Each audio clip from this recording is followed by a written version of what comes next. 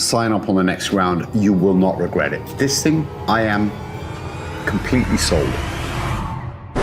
2 weeks ago, Camera Intelligence reached out to me and said, would you like to review one of 50 of the new Kyra units?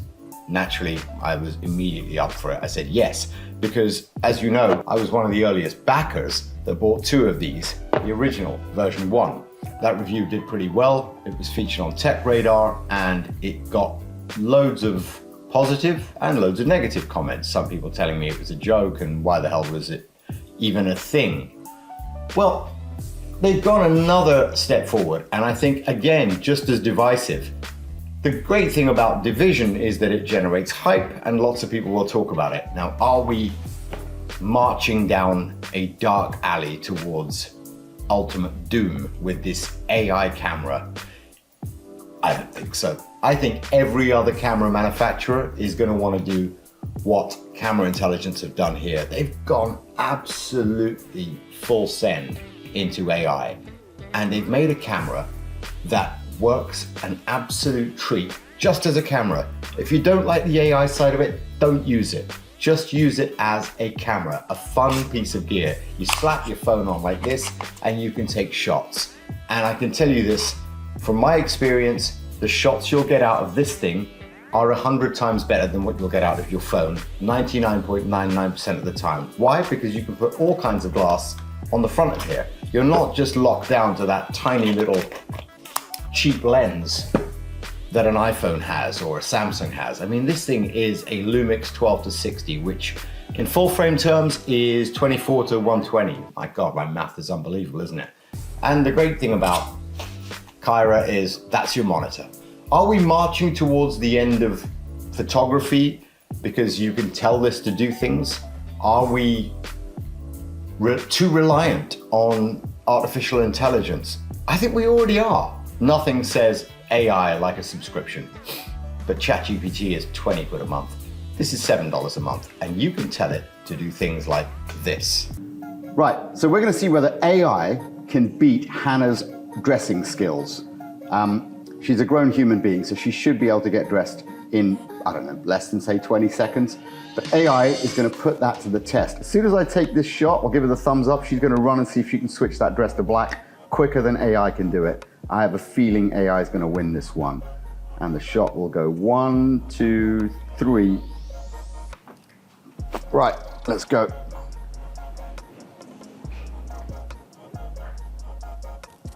Change the color of Hannah's dress to black.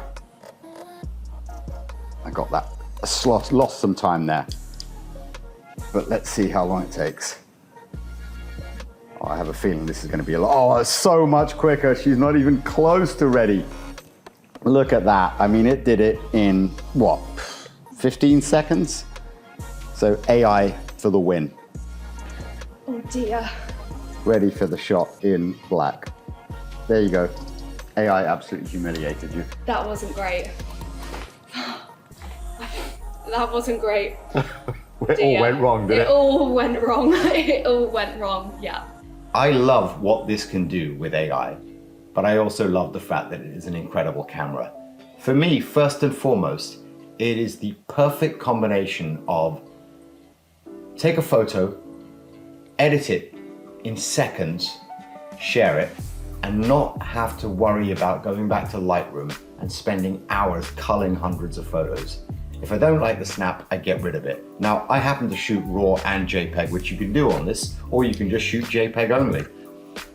And when you do that, you're in a position where you can either edit it on the fly and just post it straight away to social media, or you can delete it, or you can say, you know what, when I get home, I'm gonna plug it in over USB-C and I'm gonna download my photos to Lightroom and make them look a certain way with my particular set of presets. I'm gonna talk about a couple of negatives, what I don't like.